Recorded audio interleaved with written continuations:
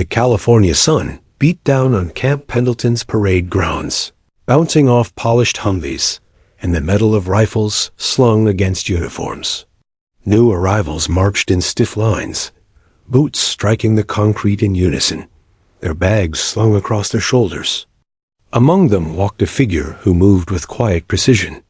Her uniform was spotless, creases sharp enough to slice paper, and her cover set perfectly on her head.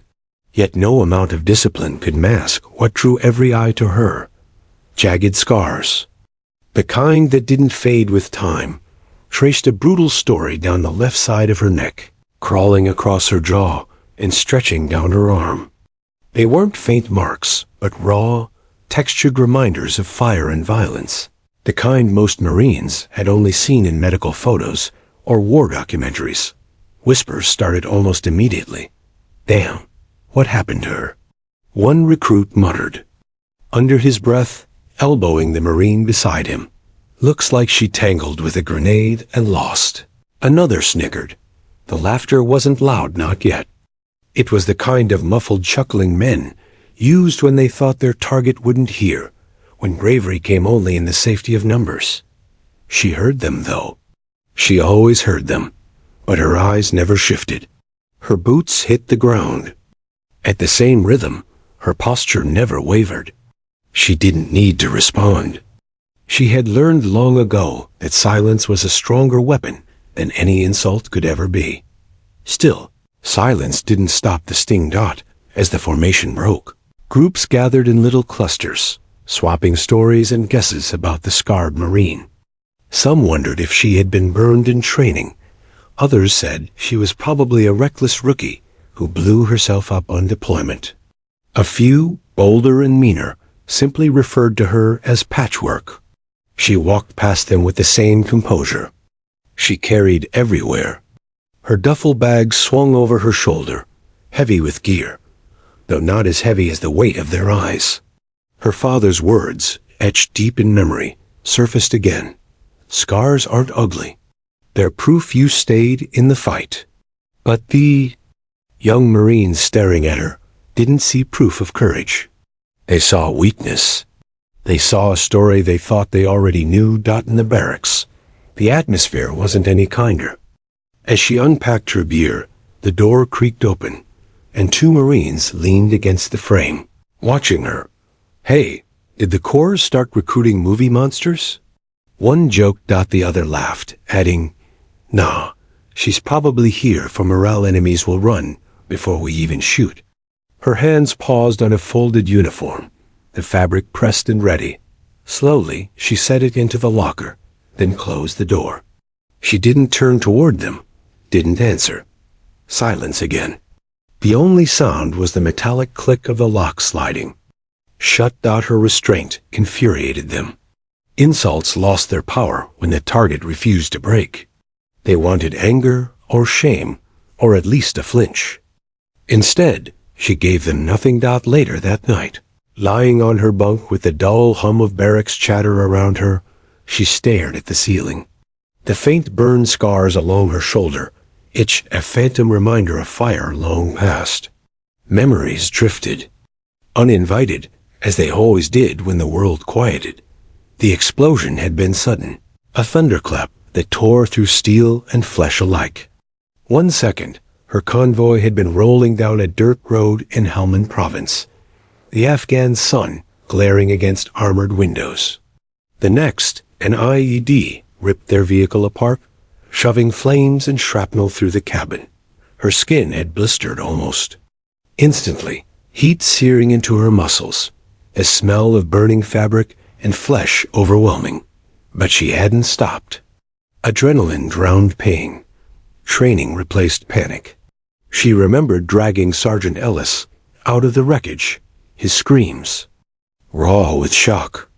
She remembered yanking Private Garza by his straps, ignoring the flames lapping against her own arm. And she remembered the silence afterward, when the smoke cleared, when medics swarmed, when she realized she was alive but permanently marked. Scars had never bothered her as much as the looks afterward. Pity, disgust, curiosity, and worst of all, ridicule. She could handle pain. She couldn't handle being seen as Broken Dot the next morning. In the mess hall, she carried her tray through. Rows of tables. Conversations dipped as she passed, then rose again with whispers trailing behind her. She's like a walking horror movie. I wouldn't want her covering my 6 if she freezes. Bet she can't even look at fire without crying. She sat at the far end alone, the metal bench cool against her legs. She didn't eat quickly, didn't rush. Instead, she took slow, measured bites. Eating like she didn't hear them, like she didn't care, but she did care. Each word pressed against old wounds. Each laugh a reminder that scars never healed in the eyes of others. Her fork hovered over her tray, and again her father's voice. Cut through the noise of memory. Courage doesn't look pretty, kid. Sometimes it looks like survival. She finished her meal, slid her tray onto the return rack, and walked out without ever meeting a single pair of eyes. Days turned into weeks. The mocking never stopped, though sometimes it shifted into uneasy silence when she outperformed others during drills. Her endurance was unmatched. She ran until others collapsed. Her marksmanship was precise, every shot cracking into targets with calculated accuracy. She did push-ups long after others' arms gave out. Still, whispers trailed her like shadows. Overcompensating, trying too hard to prove something. Doesn't matter if she's tough, still looks like a freak. What they didn't know was that she wasn't trying to prove anything to them. Every rep, every drill, every hour of sweat was for the Marines she had pulled from fire, for the ones she couldn't save. For herself. One evening, after lights out, a young private on the bunk below her whispered to a friend across the room, "You think she dreams about it? You think she wakes up screaming?" The friend chuckled. "Probably. People like that are broken inside." She lay still, staring into the darkness, her breath steady. They didn't know that her nights were quiet. Not dreamless, never that. But quiet. She had made peace with the fire long ago. What haunted her wasn't the explosion. It was the way people looked at her afterward. Like she was less. Like survival had somehow made her smaller dot. The irony was bitter. She had walked through flames and come out alive, only to find herself burned by the cold judgment of her own. And yet, she endured. Every morning, she laced her boots tighter than the day before. Every drill, she moved with sharper precision. Every insult, she met with silence. She carried herself not as someone ashamed of scars, but as someone unwilling to let others define their meaning. Because to her, scars were not ugliness. They were not weakness. They were not mistakes. They were the language of survival. And though the Marines around her had not yet learned to read them, she knew one day they would. One day, the silence she held would speak louder than their laughter. The mess hall buzzed with the usual rhythm of morning, trays clattering, boots scraping the floor, the hum of conversations mixing with bursts of laughter.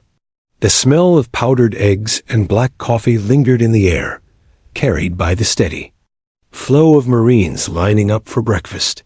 She walked in with her head high, tray balanced in steady hands, uniform crisp despite the long morning drill. For a moment, conversations quieted. Not out of respect, never that, but out of curiosity. The same way people pause when something unfamiliar enters their sight line. Then came the whispers. "Here she comes. Cover your eyes before it melts your breakfast." Damn, looks like she wrestled with a flamethrower. The jokes weren't clever, but they were cruel enough to draw smirks from nearby tables. Marines who hadn't spoken to her even once felt entitled to write their version of her story based only on what they saw. She moved steadily down the line, ladling food onto her tray. Eggs, toast, coffee. Her hand didn't shake. Her eyes didn't flicker. She carried the tray like it weighed nothing, though the weight of their words pressed heavier than any gear. Her gaze swept the room for an open spot. Marines had bunched together at every table, shoulders pressed tight, laughter bouncing across the space. Only the far corner sat empty, a place where light from the high windows barely reached. She walked there, placed her tray down, and sat alone.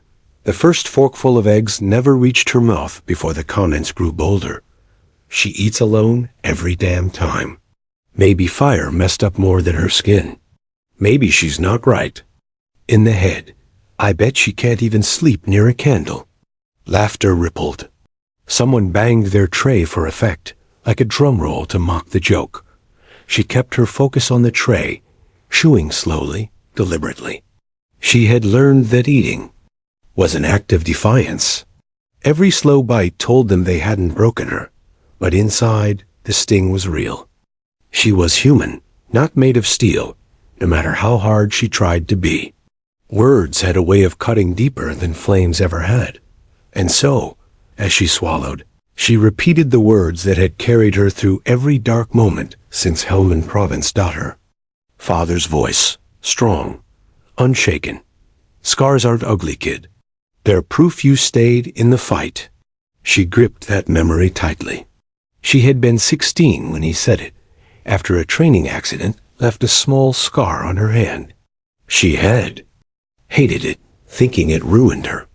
Her father, a Marine who'd fought in Desert Storm, held her hand, traced the mark, and told her scars were stories. Proof of survival. Proof that when others would have fallen, she endured. She carried those words like armor now, invisible beneath. Her uniform, shielding her where Kevlar couldn't dot at the next table over. A group of Marines leaned close, lowering their voices, but not enough. You know what I heard? She set herself on fire during training. Bullshit. My buddy said she froze up in combat. Bomb went off, and she panicked. Doesn't matter. Someone that messed up doesn't belong here. Bad luck to have her around. The words tightened. Her jaw, but she didn't look up. They didn't know. They couldn't know. The scars weren't from panic. They weren't from weakness. They were from fire. Yes, but fire she had walked into willingly to pull others out. They weren't the marks of failure. They were the price of sacrifice. But sacrifice rarely looked beautiful. It was ugly, bloody, scarring, and people rarely celebrated what they didn't understand. Her mind drifted back unbidden to the night of the explosion. The convoy had been rolling quietly. Headlights dimmed against the desert night. Dust swirled in the beams, every mile heavy with the weight of tension. She remembered the sudden roar, the shattering blast that threw her against the side of the vehicle. The fire had come fast, like it had been waiting all along. The heat was suffocating, turning air to molten glass in her lungs. She had tasted metal, fuel, and blood all at once. She remembered the screams, sharp, ragged cries from men trapped. In the blaze, she hadn't fought. She had moved. Training drilled into her bones took over. She unbuckled, ignoring the fire searing her skin, and dragged Ellis out first. He had been bleeding heavily, half-conscious, his uniform melting into his body. She pulled him into the dirt, patted the flames down with bare hands, then ran back. Garza next. Then Miller.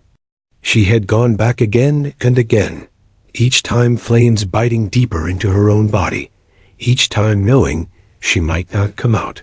The pain came later. The scars came later. In that moment, all that mattered was pulling them out. Back in the mess hall, she swallowed hard, forcing the memory down like bitter medicine. The voices around her were loud again, cracking jokes at her expense, their laughter a chorus of ignorance. She glanced up, scanning faces. None of them knew what it felt like to burn. None of them knew what it felt like to smell your own skin cooking while dragging someone else to safety. None of them knew what it felt like to look in the mirror afterward and see a stranger staring back. And none of them knew that the general himself had once sent her a letter thanking her for her actions that night. The words were locked in her memory, folded in her heart, but she never spoke of them. She didn't need validation. What she needed was silence. She finished her eggs, drank the bitter coffee, and stood. The scrape of her chair against the floor silenced a few voices, eyes flicking toward her. She set her tray back in the rack, placed her utensils neatly, and walked out with the same calm stride she had walked in with. Her back was straight, her pace even. She didn't rush. She didn't break. Behind her, whispers filled the air again, but she no longer heard them clearly. Her father's words drowned them out. Scars aren't ugly. They're the reason you're still standing. Outside, sunlight washed over the base. She drew in a long breath, the air sharp against her lungs. The mocking had become routine, woven into the rhythm of her days, but she refused to let it define her. She had faced worse than laughter. She had faced fire. She had faced death. And each time, she had walked through and come out alive. The mess hall behind her still buzzed with laughter, but she carried herself forward, the weight of their words pressed heavy, but not heavier than the memory of flames she had survived. For now, that was enough. The morning air at Camp Pendleton was thick with dust and sweat, the kind that clung to lungs and made every breath heavier than the last. The whistle blew, sharp and merciless, slicing through the dawn. Marines dropped into the dirt for push-ups, boots kicking up grit, grunts echoing in rhythm. She moved among them without hesitation. Her arms lowered, her chest pressed to the earth, and she drove upward again and again. Every rep was steady, deliberate, fueled by something deeper than muscle memory. Sweat rolled over scar tissue, catching in the grooves of her skin, glistening under the California sun. The corporal barked at them. "Don't stop until I say." Groans rippled across the formation. One by one, arms began to falter. A few Marines collapsed onto the ground, rolling to the side, faces red with exhaustion. She kept moving. Down, up, down, up. Her breathing never broke rhythm. She pushed long after others quit, her body a machine of discipline. From the corner of her eye, she caught smirks. Even here, in the dirt, they found ways to sneer. Look at her trying to prove something. Bet she thinks scars make her invincible. She just wants attention. Their words didn't slow her. She dropped again, chest brushing earth, arms extending like pistons. She wasn't here for them. Marksmanship came next. The range stretched wide, paper silhouettes lined up in neat rows. Rifles cracked through the air, each shot puncturing the morning silence. Marines adjusted their stances, cursed under their breath when rounds scattered wide. She settled into position, Barrett Memore D balanced against her shoulder. Her finger rested on the trigger with calm precision. Breath in, hold, squeeze. The first shot ripped through the target's center. She adjusted slightly. Another squeeze. Another perfect strike. Her movements were fluid, unhurried, as though her body had memorized every nuance of recoil and breath. Around her, Marines struggled to group their shots. Some glanced sideways at her target, muttering when they saw the tight cluster of holes forming near the bullseye. She's showing off again. Probably practices all night to look good out here. But she wasn't showing off. She was surviving. Shooting had saved her life more than once. Every round on target was a vow. She would never be caught unprepared again. The rangemaster passed behind the line, nodding at her grouping with a flicker of approval. No one else noticed. Her critics only saw scars, not skill. Later, they ran the endurance course. A brutal circuit of walls, ropes, and mud pits designed to break even the toughest. Marines sprinted ahead, shouting encouragements or taunts, depending on who stumbled. She attacked the course with calm determination, vaulted walls, crawled through wire, waded through mud that sucked at boots like quicksand. Her pace was steady, never frantic. She conserved energy, breathing evenly, each movement efficient. Others sprinted hard at the start, trying to outdo one another, but their speed cost them. One by one, they fell behind, lungs burning. She passed them silently, boots splattering mud onto her uniform, face expressionless dot at the rope climb. She grabbed the coarse fibers and ascended with steady rhythm. Her scars stretched across her arm, muscles flexing beneath them, every pull. Upward a display of quiet strength. Marines below muttered as she rang the bell at the top before sliding down. She's not human. Bet she just doesn't feel pain. She's trying to be some kind of hero. She didn't correct them. She knew the truth. She did feel pain. Every scar throbbed under the pull of rope. Every stretch burned like fresh fire. But she had long ago learned to move through pain, not away from it. She finished the course among the first. The corporals. Stockwatch confirmed it, though no one cheered. Her peers only shook their heads, whispering excuses. She trains harder than everyone else. She's overcompensating. She's just covering for her flaws. They didn't understand. Night drills brought exhaustion to its peak. Marines staggered under full packs, running through simulated battlefields, blank rounds popping in. The dark. Orders barked across the field. Chaos reigned. She moved like water through it all, calm, precise, unshaken. Every order she obeyed instantly. Every maneuver she executed flawlessly. Her movements were automatic, honed through repetition, and the memory of real fire.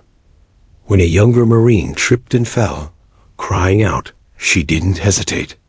She hauled him up by his straps, pushed him forward, and covered his sector without missing a beat. The drill ended with bodies collapsing onto the ground, packs dropping, breaths ragged. She stood upright, sweat soaking her uniform, chest rising, and falling in measured rhythm. Some glanced at her, frustration etched in their faces. She's making us look bad. Always has to be the perfect Marine. Bet she cracks eventually, but she didn't crack. Not here. Not now. In the barracks that night, whispers carried through the dark like static. She works too hard. She doesn't even talk to anyone. She's hiding something. They weren't wrong. She was hiding something. But it wasn't weakness. It wasn't shame. It was Helmand Province. The explosion. The fire. The screaming. She had never told them what really happened. She never spoke of dragging Ellis, Garza, and Miller out of the inferno while her own skin blistered. She never mentioned the moment she realized 2 others hadn't made it, the weight of failure pressing heavier than Burns ever could. Her silence wasn't emptiness. It was armor. One night, a private leaned too close, his voice dripping mockery. Know what I think? Those scars aren't from combat. She probably messed up in training, and the Corps just kept her out of pity.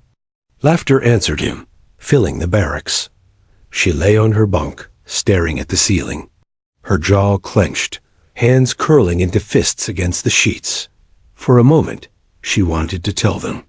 To describe the fire, the smell, the weight of another. Marine's body over her shoulder. To throw the truth in their faces, but she didn't. They weren't ready for the truth. And she wasn't going to waste breath on proving herself to people who hadn't yet learned what sacrifice meant. In training, she kept outworking them. On the range, she kept outshooting them. On the endurance course, she kept outrunning them. And in silence, she kept carrying the burden they couldn't see, because she knew something they didn't.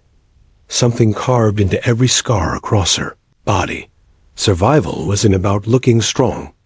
It wasn't about medals or recognition. It was about getting back up, again and again, no matter how many times fire tried to consume you. And while the Marines around her saw only scars, she knew the truth. Those scars weren't weakness, were proof that she had fought. Proof that she had endured. Proof that she was still here. The announcement came at morning formation. The commanding officer's voice cut across the parade grounds, crisp and steady. Listen up. This week, we're running a base-wide competition. Endurance, marksmanship, tactical leadership. Every unit is expected to participate. Every Marine is expected to give everything they have. Excitement rippled through the ranks. Competitions like this were more than drills. They were pride, bragging rights, the chance to prove who was. The sharpest, the strongest, the most unbreakable. She stood silently among them, eyes forward, hands clasped behind her back. To her, it wasn't about pride. It was about opportunity. When the officer asked for volunteers to lead the fire teams, a long pause followed. Leadership in this setting meant more than just giving orders. It meant responsibility if things went wrong, accountability if mistakes cost points. Her hand, when up, heads turned immediately. Whispers sparked like wildfire. Her? No way. She'll crack under pressure. Let her try. It'll be a train wreck. The officer's eyes narrowed, scanning the group. Anyone else? Silence. Fine, he said. She's leading. Team 3. And just like that, the weight was hers. The competition began the next morning at dawn.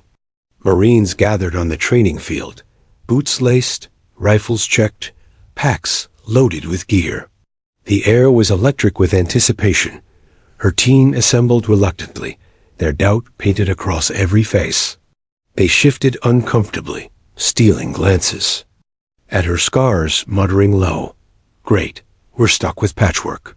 She'll drag us down. Hope she doesn't freeze when things get tough." She ignored the comments. Her gaze swept over the course laid out ahead.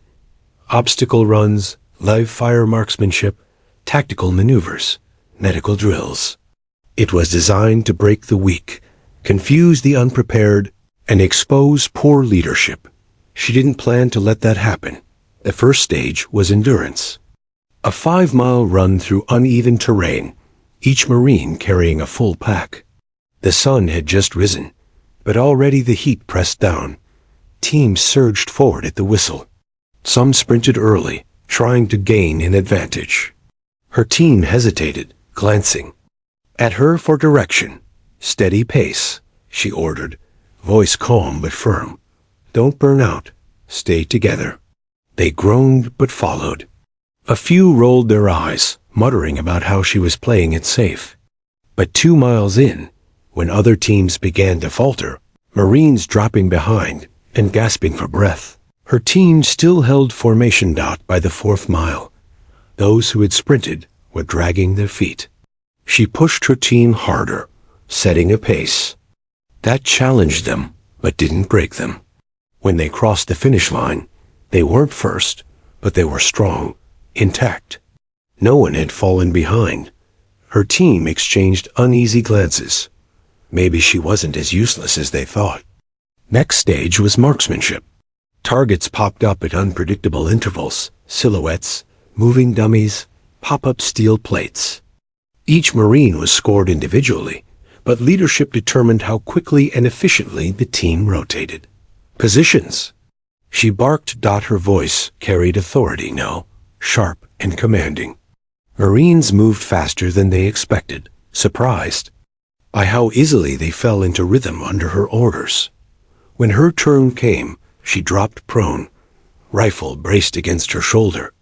Breath in, hold, squeeze. Shot after shot rang out, every round striking near center mass. She transitioned smoothly, adjusting for each target, wasting no time. Other teams struggled with communication, shouting over one another, fumbling transitions. Her team moved like a machine, each Marine sliding into position as the other finished, no wasted seconds. When the scores were tallied, her team ranked near the top. Her Marines looked at her differently, now still skeptical, but no longer mocking. The third stage tested tactical leadership. Teams were given a scenario: secure a mock village, neutralize threats, evacuate casualties. Mistakes meant point deductions. Hesitation meant failure. "Here's how we move," she said quickly, drawing a rough sketch in the dirt. Her voice was clipped, efficient, leaving no room for argument. "2 flank left, 2 right. I'll take point with the medic. Cover fire on my signal. Move fast, stay low." They exchanged wary looks. "Why should we listen to you?" One Marine asked, arms crossed. Her gaze locked onto his, cold and unyielding. "Because if you don't, you'll fail. And I don't fail." The authority in her tone silenced them. The whistle blew. They moved. She led from the front, motions precise, every command clear. "Left flank, move. Cover fire now." Medic secure the casualty. Her team executed the plan seamlessly. She adjusted on the fly when unexpected targets appeared, redirecting without hesitation. At one point, when a Marine stumbled under fire, she physically pulled him behind cover, shielding him until he recovered. By the end, they had cleared the mock village faster than nearly every other team. For the first time, her Marines didn't just obey, they trusted. The final stage was a test of endurance and unity, carrying a 200-pound dummy across uneven terrain while under simulated enemy fire. It required teamwork, coordination, and grit. The dummy hit the ground with a thud. Her team groaned, glancing at one another. "No way we get this thing across. She's gonna slow us down." She crouched, sliding her arms under the dummy's torso, muscles strained, scars stretching painfully across her skin, but she heaved it onto her shoulder. "Move." She barked. Her team scrambled to support, shock on their faces. She carried most of the weight, refusing to falter, driving forward step by step.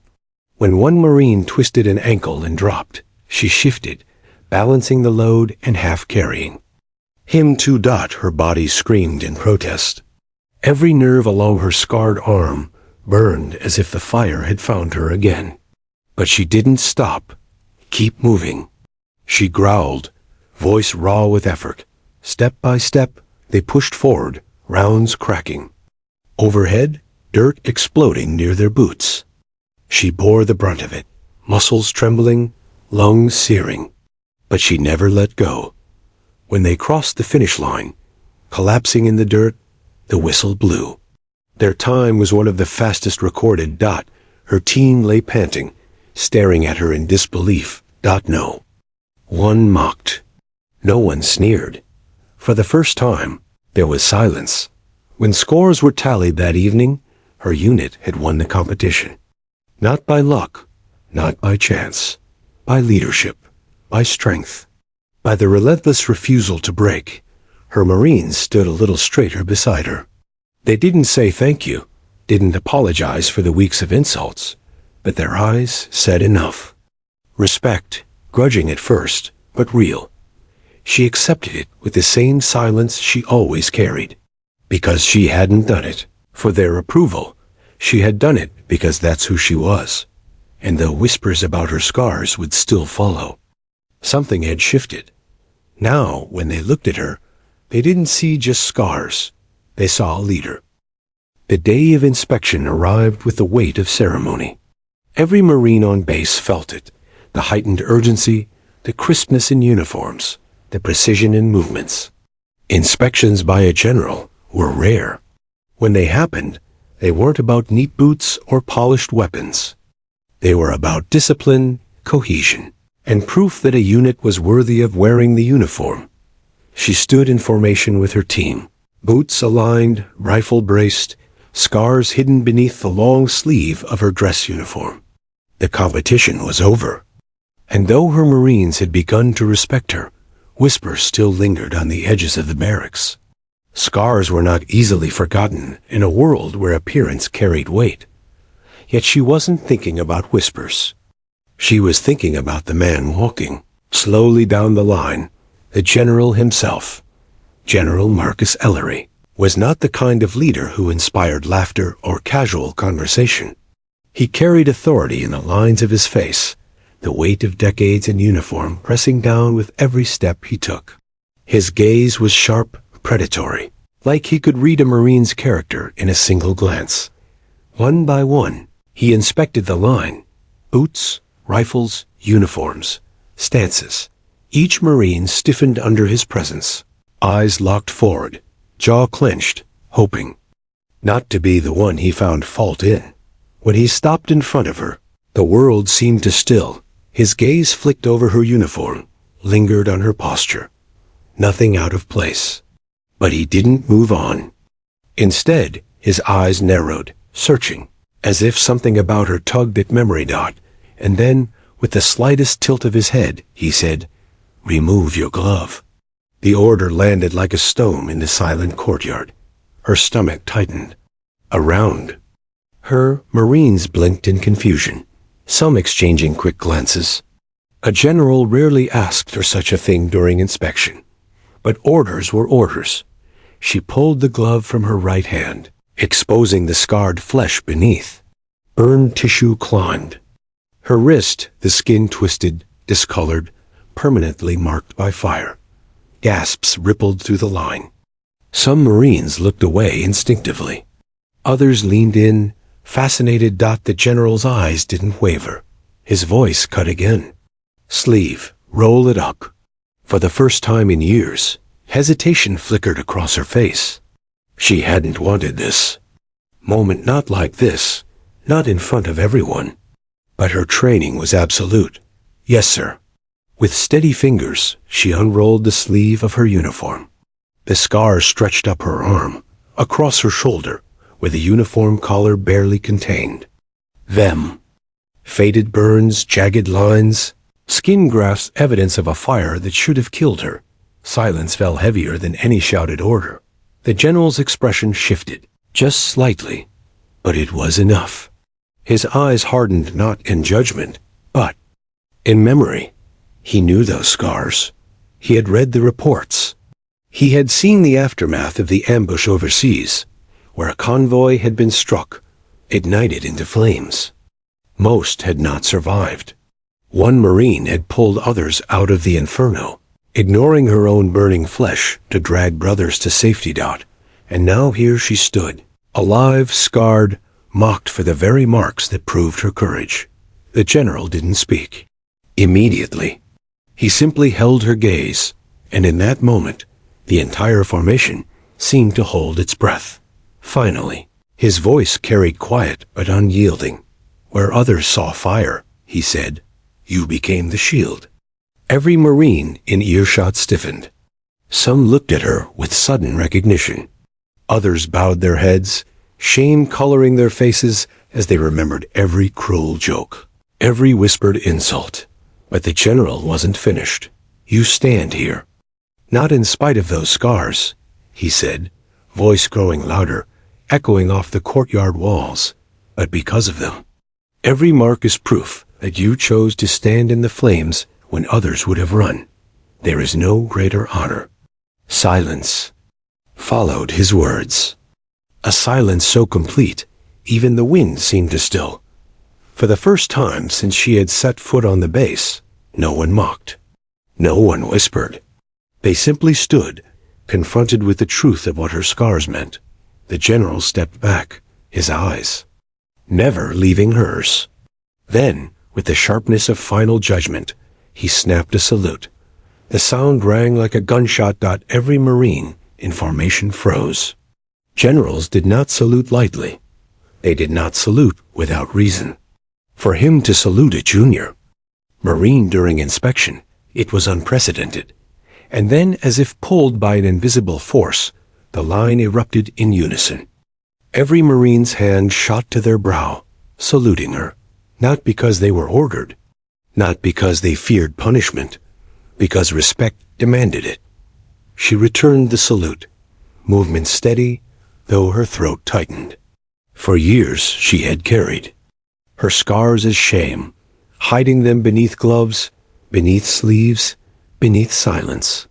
For years she had let others believe they defined weakness. Now, in one simple moment, the highest authority on base had rewritten the meaning. Her scars weren't weakness. They were proof of strength. When the formation was dismissed, whispers did not return. Instead, silence lingered, followed by a different kind of attention. Marines who once mocked her now stood aside as she passed, not in avoidance, but in quiet acknowledgement. A few even nodded. Her own team approached, awkward, struggling for words. The same Marines who had rolled their eyes, who had doubted her, now looked at her as if they had seen her for the first time. One finally muttered, "Ma'am." "I'm sorry." She didn't reply. She didn't need to. Respect wasn't won by apologies. It was won by actions and by scars that told the truth louder than any voice. That night, she sat alone outside the barracks, the desert air cool against her skin. For the first time in years, she rolled her sleeve up willingly, letting the moonlight wash over the marks she had once despised. They would never fade. They would always draw eyes. But now she understood. They weren't reminders of pain. They were reminders of survival, of sacrifice, of what it meant to be a Marine. And somewhere inside, she smiled, because the silence of that general had been louder than any applause. The base had never been this quiet. Not when reveille blared at dawn, not when drills pounded boots into dirt, not even when Marines staggered back from night runs. The silence that followed the general's inspection wasn't the silence of fear. It was the silence of reckoning. For weeks, whispers had chased her like shadows' mockery that fed on ignorance, laughter sharp enough to cut. But in a single moment, those voices had gone mute. The general's words echoed through the camp. Where others saw fire, you became the shield. Every Marine had heard it. Every Marine had watched the salute. And now, every Marine carried the truth in their silence. At chow the next morning, the change was unmistakable. She carried her tray as always, sliding through the line, collecting the same bland eggs and toast. But this time, no one jeered. No one whispered. Conversations dropped into hushed tones when she walked past, not from disdain, but from a strange mix of guilt and respect. When she sat at the far end of the hall, as she always did, something unexpected happened. 3 Marines men who had laughed the loudest just a week before picked up their trays and walked toward her. Their steps were hesitant, their faces tight with uncertainty. "Is this seat taken?" one asked, his voice lower than usual. She looked at them, then at the empty space across the table. For a moment, she considered sending them away. But part of her knew that would be too easy. "No," she said simply. They sat. Awkwardness filled the space like fog, but for once it wasn't cutting. It was heavy, apologetic. None of them ate at first. They just looked at her scars, then at their food, then at one another. Finally, one muttered, "We didn't know." Her fork paused mid-air. "You didn't ask," she replied. He lowered his head. Silence swallowed their table. And for the first time since she'd arrived, she wasn't sitting alone. The story spread fast. By the end of the week, Marines from other units had heard whispers about the woman with the scars. But this time, the whispers weren't mocking. They were curious. They were reverent. Recruits pointed her out during drills, nudging one another. "That's her." Seasoned Marines gave her small nods in passing acknowledgement, without words. Some even saluted when they didn't have to, quick flicks of respect. When officers weren't watching. It was strange. For years, she had lived in the shadows of her scars, keeping her sleeves rolled down, her gloves on, hiding herself as if silence could erase the past. Now the very thing she had hidden was the reason eyes followed her. Recognition was a double-edged sword. One night, while she was cleaning her rifle, Sergeant Brooks approached her. He had been one of her harshest critics, a man whose voice carried the cruelest laughter when jokes about her skin burned through the barracks. Now, his tone was different, measured, heavy with something like respect. "Marine," he said, clearing his throat. The general's words, they carry weight. She didn't look up from her rifle. So do scars. He nodded slowly, shifting uncomfortably. The men hell, even me, we misjudged you. We thought those scars meant weakness. Her hands paused. She glanced up, her eyes steady. They mean survival. For a long time, he said nothing. Then, finally, he gave a slow nod. You've earned more than our respect. You've earned our silence. But silence wasn't enough. With recognition came expectation. Marines began seeking her out during drills, watching how she carried herself, mimicking her movements. Younger recruits asked for advice on endurance, marksmanship, even leadership. She had never set out to be an example. She only wanted to serve, to prove to herself that survival hadn't broken her spirit. Yet now, she was becoming something more, whether she liked it or not.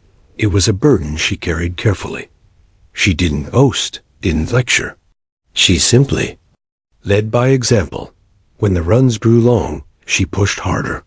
When exhaustion hit, she steadied herself. When others faltered, she was the first to extend a hand.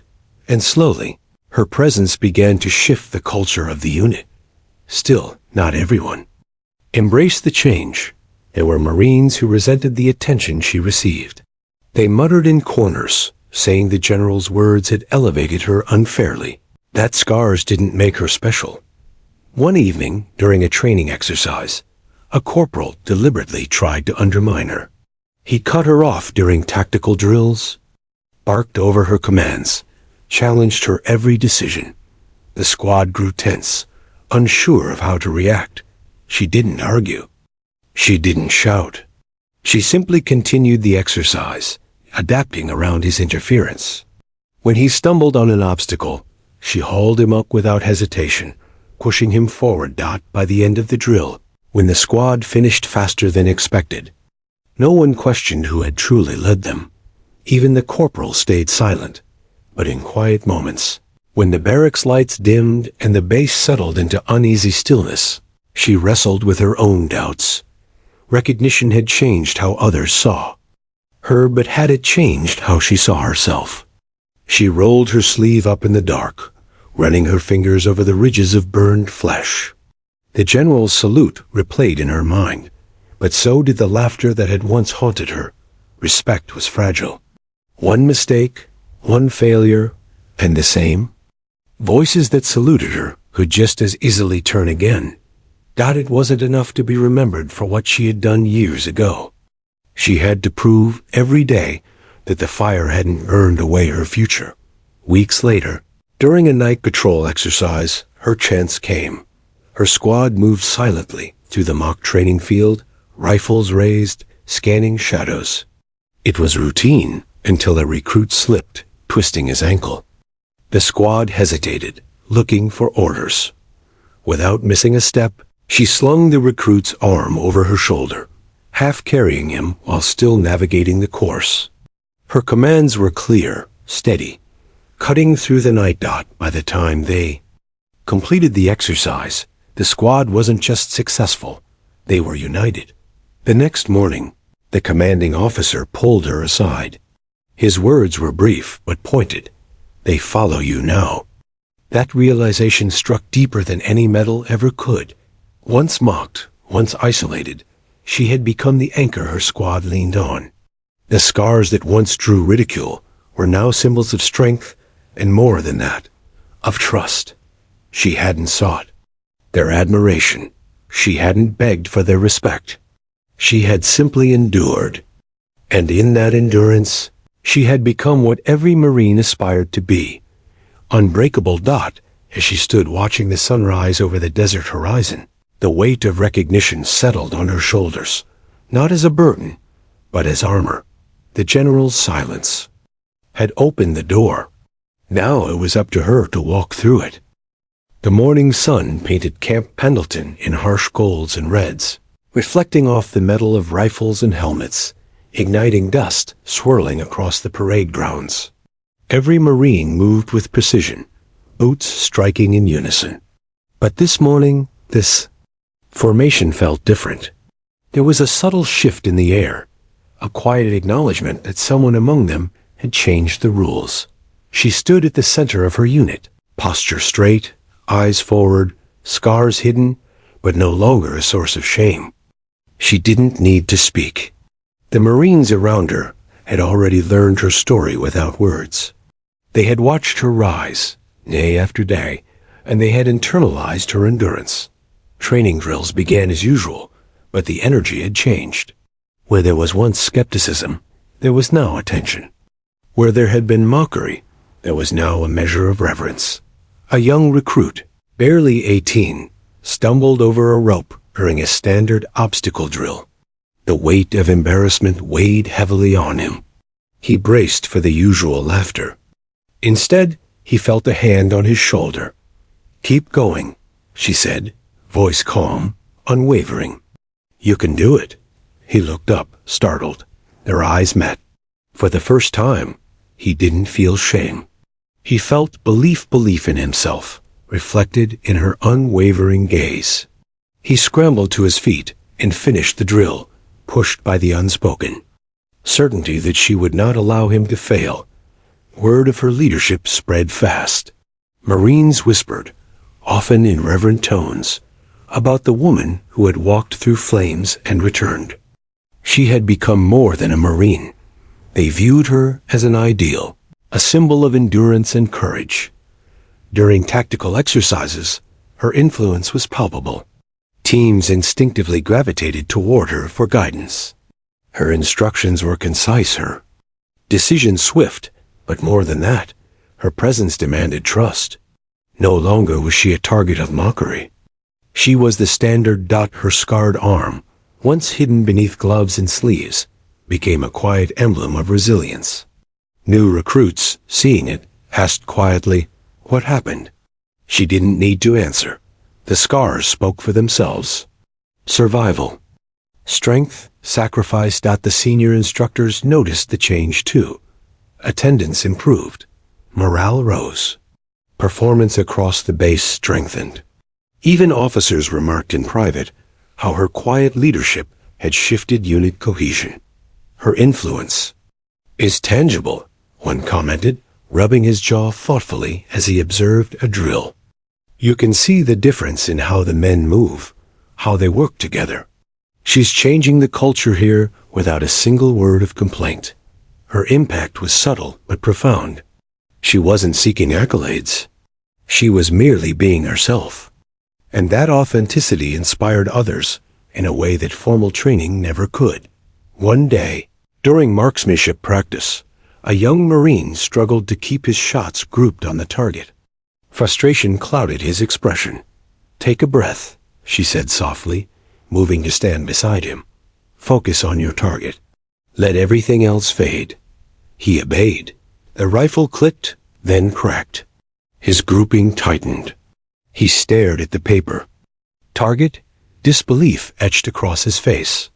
"You did that," she said simply, nodding. "Now keep doing it." The lesson went deeper than marksmanship. She had taught him patience, precision, and the power of focus. Her mentorship extended far beyond her own performance. By the end of the week, the influence was undeniable. Units that once rivaled hers began modeling their drills after her team's precision. Recruits sought her out for guidance. Experienced Marines asked for her input during tactical exercises. Even officers, who had once dismissed her as just another junior Marine, began consulting her during planning sessions. She was no longer invisible. She was indispensable, but with influence came scrutiny. Not every Marine was comfortable with her authority. A few grumbled, unwilling to accept a junior Marine, especially a woman with scars, as a role model. During a night patrol exercise, one such Marine deliberately ignored her instructions, hoping to assert control. Her response was subtle. She didn't shout. She didn't belittle him. She continued leading the squad with quiet authority, adjusting positions, issuing commands, and guiding the team through the darkness. By the end of the exercise, The Marine who had challenged her had no choice but to acknowledge her competence. Leadership, she had learned, was not about confrontation. It was about consistency, integrity, and results. And results, she had shown, were undeniable. Outside formal drills, her presence carried weight as well. Recruits mimicked her morning routines, copying the precision with which she polished her rifle, repaired her uniform, and moved through the barracks. Marines sought her advice on physical training, mental toughness, and handling the stress of deployment. Her story, the story of fire, survival, and unyielding determination, became a quiet lesson. She didn't tell it in detail. She didn't boast. She simply existed as proof that resilience was possible, that survival didn't end in shame, and that scars could symbolize strength. During downtime one evening, a young recruit approached her cautiously. His uniform was dirty, his boots scuffed, and his eyes wide with nervous energy. "Ma'am," he said softly, I just wanted to say thank you. I've been struggling with everything, and seeing how you carry yourself, it gives me hope." Her lips curved in the faintest smile. She said nothing at first, letting him absorb the silence. Then she simply nodded. That was all he needed. Her influence wasn't in words. It was in presence, in example, in the simple truth that she had survived fire, endured insult, and emerged stronger. News of her quiet transformation reached higher-ranking officers, and soon she was called to speak during a base-wide assembly. Not to lecture, not to boast, but to demonstrate courage and resilience through her very being.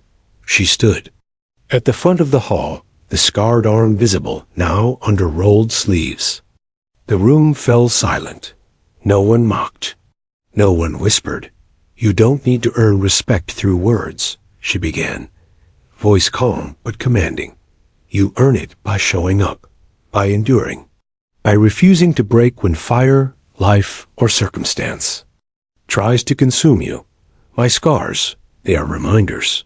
They are proof, not of weakness, but of survival." The room absorbed every word. Young recruits looked inspired. Experienced Marines nodded. Officers exchanged glances, recognizing the power of her quiet authority. She had become more than a Marine with scars. She had become a symbol. By the end of the week, a shift had occurred across the base. Laughter about scars had vanished. Ridicule had disappeared. In its place were nods of respect, gestures of acknowledgement, and a culture of resilience. Marines learned that courage didn't always roar. Sometimes it endured in silence. She had not sought to lead. She had not sought recognition. She had simply walked through fire and continued to move forward day after day. And in doing so, she had transformed not just her life, but the lives of everyone who saw her. Her scars, once a source of mockery, had become a standard, a quiet emblem of strength, courage, and survival. She was no longer patchwork. She was the Marine they aspired to become. As the sun dipped below the horizon, painting the desert sky in streaks of orange and red, she stood alone on the training field. The day's drills had ended. The base was quiet. Her hand brushed over the ridges of her scars, and for the first time, she didn't flinch. They had been her burden. Now they were her legacy. The young recruits she had inspired, the Marines she had guided, the officers who had taken notice, they all carried pieces of her story forward. She had endured fire, ridicule, and isolation. She had survived, and in her survival, she had become the example everyone wanted to follow. The night was unnaturally quiet. Even the desert seemed to hold its breath as the squad moved toward the edge of the base, packs heavy, rifles ready. The mission was simple in theory: extract intelligence from a mock hostile zone during night training. But the realism was brutal. Smoke machines churned fog across the dunes. Explosions simulated incoming fire. Every sound, every flicker of light demanded vigilance. She led the squad at the front, eyes scanning shadows, boots silently pressing into sand. Her team moved like extensions of her will. Every Marine trusted her instinctively now, a faith earned not through words, but through weeks of endurance, drills, and shared struggle. The first obstacle came swiftly, a collapsed bridge over a simulated ravine. She stopped, assessing the path. "To right flank, cover fire," she commanded. "Left flank, find alternate route, move." Her team executed flawlessly. A Marine slipped, nearly losing balance. Without hesitation, she reached out, steadying, then moved forward, signaling the rest. Every step she took reinforced her authority. Every scarred arm, every steady stride was proof. She had walked through fire, and she would carry them through this too. The squad pressed on, unaware that the simulation's difficulty had been ratcheted up. Smoke thickened, spotlights cut through fog, representing enemy fire. The noise was disorienting. Marines faltered. Not her. As the squad navigated a series of tunnels, a sudden explosion sent shrapnel and simulated debris scattering. Panic rippled among less experienced recruits. "Stay down, stay with me," she barked. Her voice, sharp and unwavering, cut through chaos. She dove, dragging one recruit to cover, then pushed another behind her, her own body shielding them. The scars along her arms burned, not from actual fire, but from muscle memory recalling pain endured. The memory of Helmand Province pressed against her senses like a phantom flame. Pain, fear, chaos she had known all before. She moved anyway, and so did her team. They mirrored her steadiness, her calm, her courage. The heart of the exercise approached, a heavily guarded intelligence depot. Simulated gunfire erupted as they advanced. Marines crouched, rolled, and fired. Her team executed the attack, flawlessly responding to threats. As she directed at one point, a young recruit froze, eyes wide in terror. "Focus," she snapped, grabbing his shoulder. "Breathe. You're ready. You can do this." The words were simple. The effect was profound. He pulled himself together, firing accurately, following her lead. The team breached the final obstacle, reaching the objective. The intelligence cache, represented by a weighted crate, needed to be extracted under fire. Her squad hesitated, assessing the weight. The crate would require teamwork and coordination to move efficiently. She didn't hesitate. "Lift on 3, she commanded. 1, 2, 3. Every Marine's hands grasped the crate. As they moved it toward the extraction point, simulated fire hit from multiple directions. They staggered, struggled, nearly dropping it. But she pressed forward, shoulder steady beneath weight, arms guiding the crate and team simultaneously. Her scars stretched and burned under the strain, a physical reminder of past endurance. She ignored it. Pain had no power here. Only movement, only action, only survival mattered. Step by step, they crossed the final threshold. The crate was secure. The squad was intact.